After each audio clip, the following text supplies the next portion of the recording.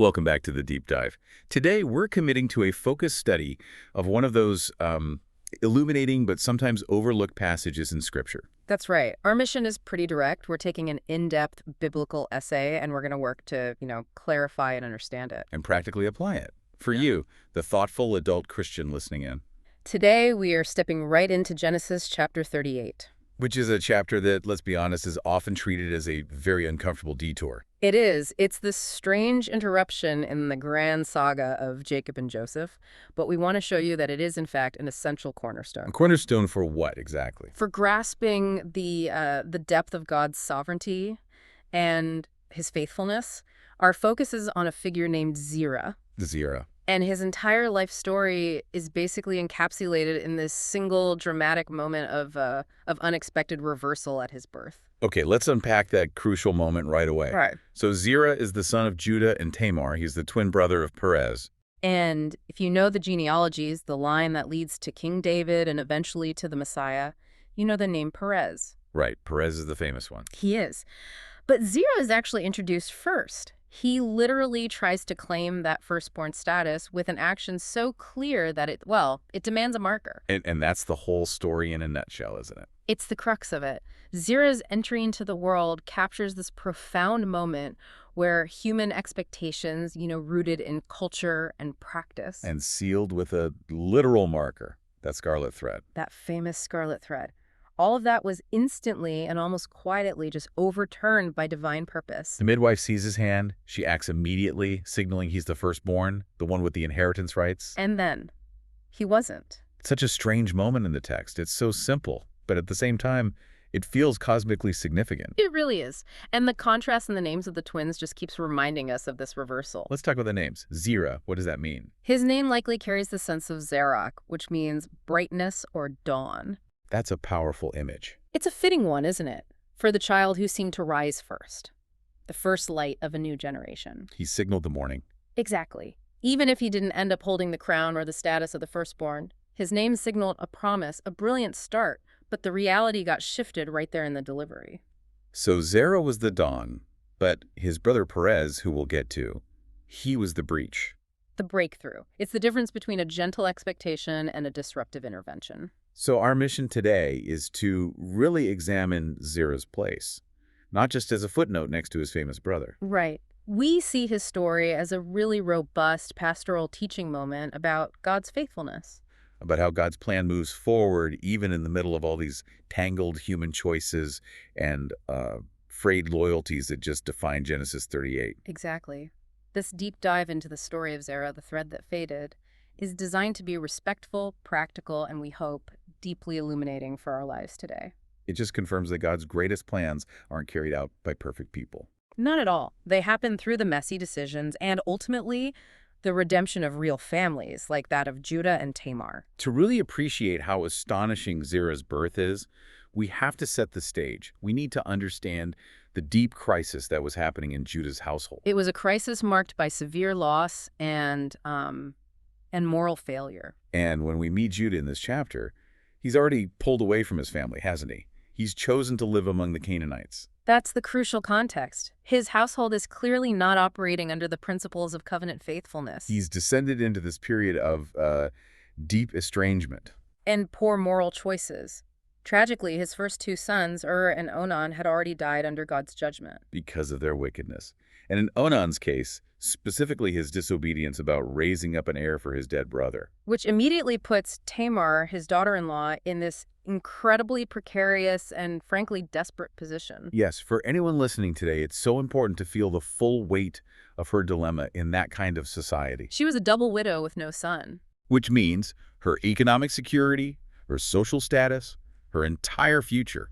It was all unstable. Completely. And the custom, which later gets written into the law as the levirate duty. From the Latin levier, meaning husband's brother. Right. It dictated that the next brother in line should marry the widow. This was to perpetuate the dead man's name and ensure his property line continued. It wasn't just an emotional duty. It was an economic lifeline, a covenant responsibility. And Judah just failed to honor it. Tragically. He had one son left, Shelah. And he withheld him from Tamar. He gave her a promise, said, when Shelah grows up, I'll do it. But he was clearly just stalling. Why? What was his motive? He was likely driven by a superstitious fear. He probably thought Tamar was cursed since his first two sons died with her. So by refusing to give Sheila, he's breaking his sacred duty and basically condemning Tamar to a life of, well, of nothing. Perpetual widowhood, poverty, isolation. She was trapped. She couldn't remarry outside the family, but she couldn't secure her rights within it either. That detail just heightens the tension so much. It wasn't just stalling. It was a profound injustice rooted in his own fear. It was. So if Judah, the patriarch, fails the covenant, how does the story even move forward? This is where we see the magnificent clarity of God's sovereignty. The Lord presses the story forward. Oh. Not by endorsing the method Tamar uses later, but by honoring the righteous intent behind what she does, her determination to secure the promised lineage. So the story shows that God's purposes are not trapped by our human fear or delay. Or even our betrayal. Oh, wait, let's address the elephant in the room. God's purpose is secured through Tamar's deception. She impersonates a prostitute. Right. How do we reconcile that with God's holiness? I mean, are we saying the ends justify the means here, or is there something else going on? That is a sincere and honest question, and it's one we should always ask when we read these difficult passages. Because the scripture never glosses over the sin involved. Deception is sin. It is. However, the narrative highlights that Tamar was seeking justice within the covenant framework that Judah had abandoned. She forced him to confront his failure. So in the moral economy of Genesis 38, his prolonged injustice was judged as being worse than her desperate, high-risk strategy to fix it. Precisely. God, in his sovereignty, used the material he had, the human mess, to achieve his pure end. As Isaiah says, God declares the end from the beginning. His faithfulness is always higher than our unfaithfulness. That's a really crucial distinction. God works through the failure of man, and sometimes the failure of the leader forces a surprising intervention. An intervention that was necessary to secure the continuation of the line promised to Judah. And that promise to Judah is the cornerstone of everything, isn't it? It is. Think back to Jacob's powerful deathbed blessing over Judah. The scepter will not depart from Judah until he to whom it belongs shall come. That's the promise of the Messiah, the King. Yes. And Zerah's birth, even with the reversal, is firmly inside that circle of promise. So Zerah, even as the secondary twin, is a holder of that lineage. Absolutely. The covenant promise lands in real families, and the divine record-keeping is meticulous. We see this even in the catalogs. The lists of names that can seem a little dry to us. They can. But when Jacob moved his family to Egypt, the record in Genesis carefully lists both Perez and Zerah among Judah's children. So these aren't just footnotes. Not at all. They're the framework, the confirmation that every person God names is a holder of a promise and a participant in the history he is keeping. So let's bring this out of the abstract and into the historical reality of Israel. What happened to the Zerahite clan over time? Were they still a major force when Israel became a nation? Oh, they weren't just a major force. They were an indispensable pillar of the nation. That's so? Centuries later, during that crucial second wilderness census, Moses is preparing Israel for war and for inheritance. And the record details the descendants of Judah, of Shelah, the Shelonite, of Perez, the Perezite, of Zerah, the Zerahite. So the Zerahites are named as a major distinct branch right alongside the Perizzites. What are the practical implications of that? I mean, it's more than just a name on a list, right? Yeah. Especially right before a military conquest. It meant everything. First, it signified that Zerah's family had multiplied enough to supply men for Israel's ranks, for service, for military strength. They were counted for battle. Okay. And second, and this is crucial for their legacy, they stood in line to receive a major portion of the land when Joshua divided it up. So the Zerahites were full participants in the foundational covenant promises, the ones tied to the land of Canaan. Full participants. This makes them far more than a secondary line. They were a powerful, necessary, functional part of the whole tribal structure. Do we know anything about their role in settling the land? Well, the exact geographical boundaries aren't mapped with, perfect precision, but we know they took their lot. As a major branch, they would have occupied a significant portion of Judah's inheritance. Their job was to secure and farm that land, to ensure the prosperity and defense of the whole tribe. This steady, essential contribution often goes unnoticed. But without it, the royal line, the Perez line, would have had no stable nation to rule over. And their contribution wasn't just physical or military, was it? It extended into the cultural and spiritual heart of Israel. Indeed. When the historical chronicles were written later on, they gave Zerah's branch this enduring connection to the nation's worship life. First Chronicles links his lineage specifically to figures associated with wisdom and song. The most notable is a man named Ethan the Ezrahite. Ethan the Ezrahite. Ezrahite clearly pointing back to Zerah. And his name even appears in the title of Psalm 89. That's fascinating. The line that was marked for this reversal ended up producing a source of enduring wisdom for Israel. It just shows that God doesn't limit his gifts or purposes to the primary royal branch. Zerah's line contributed profoundly to the intellectual and spiritual life of the kingdom. They supplied insight and artistry for the sanctuary. They provided the reflection and song that stabilized the faith of the people. Long after Zerah's initial flash of promise in that birth narrative faded. So those dry lists, the catalogs, they are actually the very structure of promise, filled with names who lived essential, purposeful lives. Okay, so we've set that dire historical context of Judah's failure. But let's zoom back in on the drama itself. The source material really emphasizes Tamar's determined action, this high-stakes risk that forced Judah to confront his own profound moral failure. It was an act of high risk, you might say, proactive righteousness. She had waited for years, isolated, trapped by Judah's false promise about Shelah. Her life was stalled. Completely. So she executed a plan. She disguised herself as a cult prostitute on the road to Timnah, knowing Judah's own moral weakness would be her opportunity. But the genius of her plan, the specific detail that makes it a covenantal move and not just immorality, was securing the tokens. That detail is pure narrative genius. It slows the whole story down to this tense, dramatic moment. She didn't just want to get pregnant. She wanted undeniable proof. And she demanded and received 3 critical items: Judah's signet, his cord, and his staff. Let's break down what those things meant in the ancient world. Oh, yeah. They are markers of identity, status, and legal authority. The signet was a seal, probably on a ring or a cord, used to stamp documents to prove ownership, to sign a contract. His personal signature. And the cord that held it was an accessory of status. The staff was his personal walking stick, unique, a symbol of his authority as patriarch. So by taking these, she essentially held his identity and authority hostage. They were permanent markers of who he was, far more reliable than any temporary scarlet thread. So later, when she's accused of being pregnant out of wedlock, the confrontation must have been just devastating for Judah. Imagine the scene. Judah orders her execution for harlotry, trying to restore order to his chaotic house. My bad. Then Tamar quietly sends the tokens back to him. No accusation, no venom. She just says, "I am pregnant by the man who owns these. Please identify them." The signet, the cord, and the staff. All eyes would have been on Judah. His lie, his injustice, his hypocrisy, all shattered in that one moment. It forced his great confession. It did. It broke through that hard shell of his fear and pride, and he makes this stunning admission. She is more righteous than I, since I wouldn't give her to my son Shelah. In admitting he was morally inferior to the woman he was about to condemn, Judah was restored to the covenant path. The whole direction of the household shifted from fear and delay to confession and correction, and that secured the lineage. And we see the Lord writing mercy into this very messy outcome. It's a powerful illustration of God's steadfast love in the face of our stumbles. And it sets the stage perfectly for the dramatic end of the chapter, the birth itself. This is the scene that defines Zerah. Let's go to that delivery room. It's just narrative gold, and it defines this whole theme of divine reversal. The scene is tense. As Tamar is in labor, the expected order is instantly interrupted. One twin Zerah puts out his hand. You can imagine the midwife's relief, her professional certainty. She immediately tied the scarlet thread around that wrist. The logical, sensible, culturally mandated action. Mark the child for primogeniture, for inheritance, for status.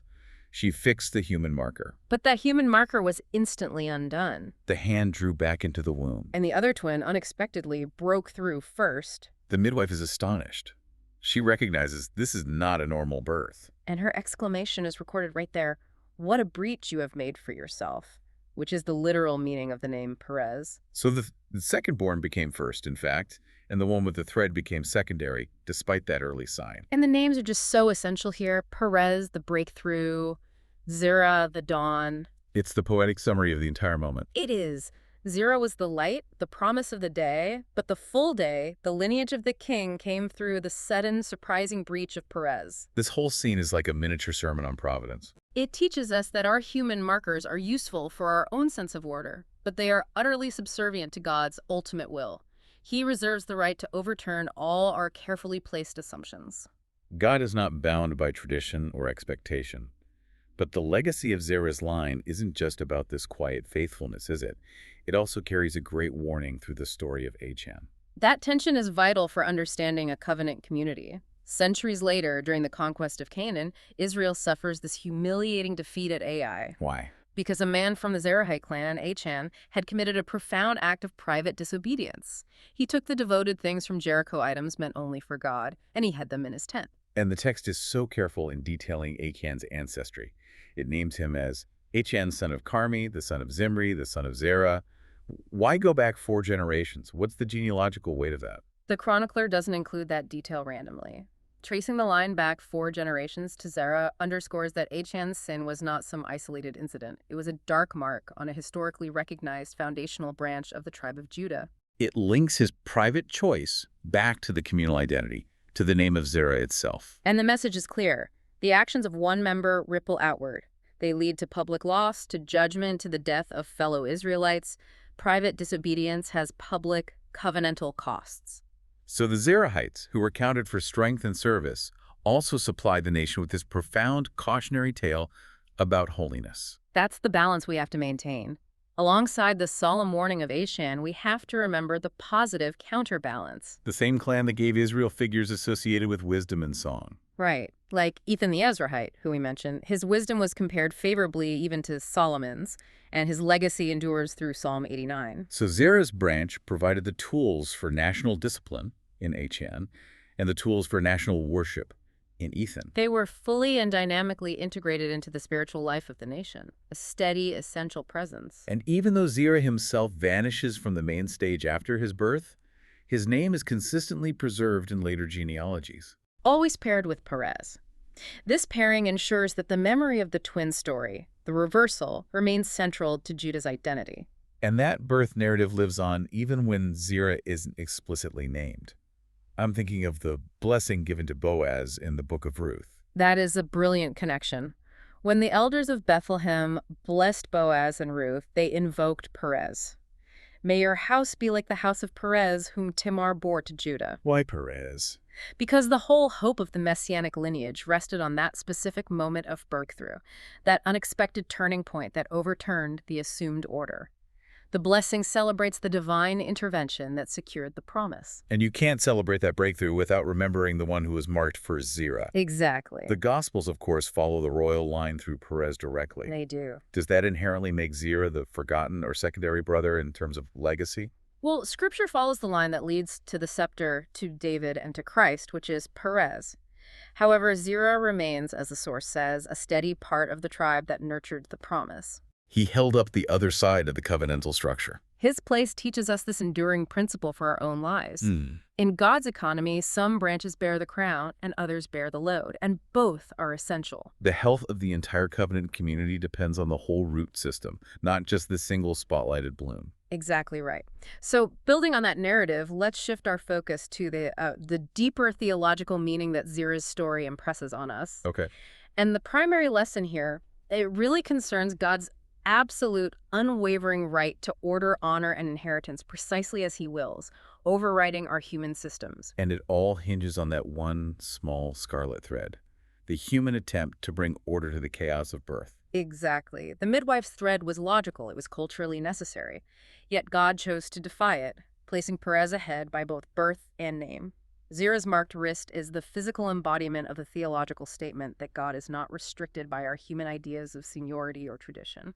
And this defiance of human seniority is a pattern we see woven throughout the entire story of salvation, isn't it? It prevents a sort of spiritual meritocracy from developing. It is the consistent pattern. You think of the twin rivalry of Jacob and Esau. Jacob, the second-born, was chosen before they were even born. Or David, the youngest, overlooked shepherd boy, chosen over his 7 older, stronger, more kingly-looking brothers. Right. God deliberately operates outside the bounds of human seniority and expectation. He does it to demonstrate that his power and wisdom are linked to grace, not merit, and certainly not to physical appearance or early success. And this ensures that when someone like Perez succeeds or when David is chosen, the glory goes entirely to the Lord, not to the system that produced them. Precisely. As Paul later says, God chooses the foolish things, the weak things of the world, so that no human being can boast before him. Zerah's marked wrist and Perez's breach serve as a perfect miniature parable of this grand theme.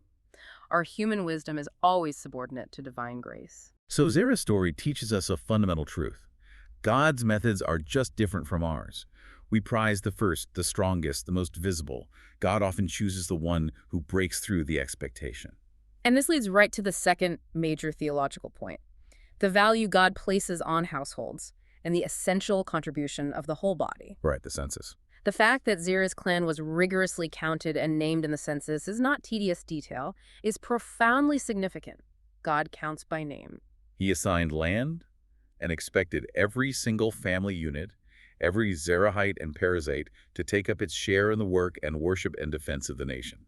God was building a covenant nation, and that required many, many hands, not just one royal hand. The Zerahites standing shoulder to shoulder with the Perizzites is a theological statement of unity and necessity. It's the biblical concept of the body of Christ in embryonic form. Zerah's descendants were not filler, they were essential. They supplied the sanctuary choirs and the military ranks. So the health of God's people absolutely depends on many hands doing the necessary, often unglamorous covenant work. Not just the famous primary leaders. And this corporate responsibility is dramatically underscored by that negative example of Achan. The Achan incident is critical for understanding corporate holiness and community accountability. Achan's sin, one man from Zerah's house, was treated as the sin of the entire community. The whole nation suffered a defeat at Ai because of one man's private greed. The lesson is that holiness is never purely individualistic. We belong to something larger than ourselves. Our private choices, good or bad, have a communal consequence. Zerah occupies this fascinating space, being so near the royal line without carrying the scepter himself. What's the spiritual significance of that nearness? It perfectly defines the position of most believers in the kingdom structure. He is close enough to the crown, the lineage of David and the Messiah runs through his twin to feel its warmth, but he is not the carrier. The royal line runs adjacent to his life. And in a spiritual sense, that nearness provides profound comfort, doesn't it? It means we share in the blessing of the king without having to bear the weight of the crown itself. That is the comfort. God uses the primary branch to bless the whole tree. David's reign protected and benefited all of Judah, Zerahites included. And Jesus' kingship is anchored in this concrete household system, but his saving work brings blessing to all who are grafted into the vine. Zerah's place helps us understand that we are important not because we are the center, but because we are irreversibly connected to the center. Which circles back beautifully to the theme of Zerah's name, light through reversals. His name means dawn, but the full day came through the unexpected breach of Perez. It is the ultimate theological irony. He was the first light that promised the day, the logical start, but the fulfillment, the establishment of the royal line, came through surprise. This pattern is God's signature move. He uses the unexpected to humble human ambition and keep all glory for himself. He casts down the proud and lifts up the humble. Zerah's thread and Perez's breach turn a simple delivery room into this profound, enduring parable of divine providence. It reminds us that God controls the foundations. Okay, we spent a lot of time uncovering the drama and the theology within Zerah's story. Now we have to shift to the so what. How does the story of this marked but secondary brother apply to us today in the choices we make and the expectations we carry? The primary spiritual application, I think, is learning to hold our expectations loosely, the scarlet threads we tie while holding God's promises tightly. We're constantly manufacturing those scarlet threads in our own lives, aren't we? Absolutely. We tie markers onto every aspect of our lives and the lives of our children. We map out linear career paths or set specific goals for influence, ministry success, recognition. We act like the midwife, making careful, sensible plans.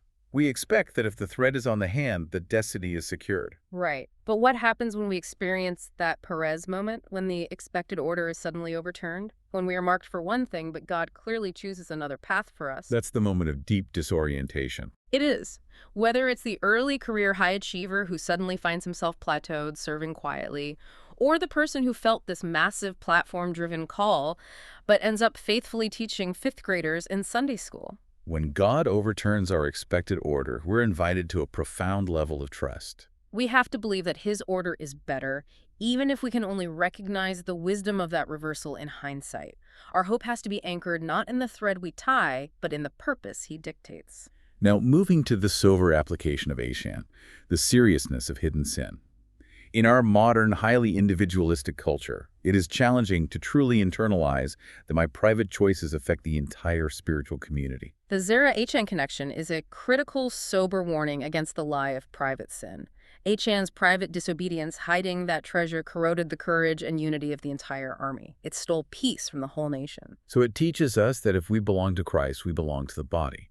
And hidden corruption in one area leads to weakness and loss for the whole. It does. So if the Achan story exposes our tendency to hide sin, what's the path to restoration when we realize we've hidden things?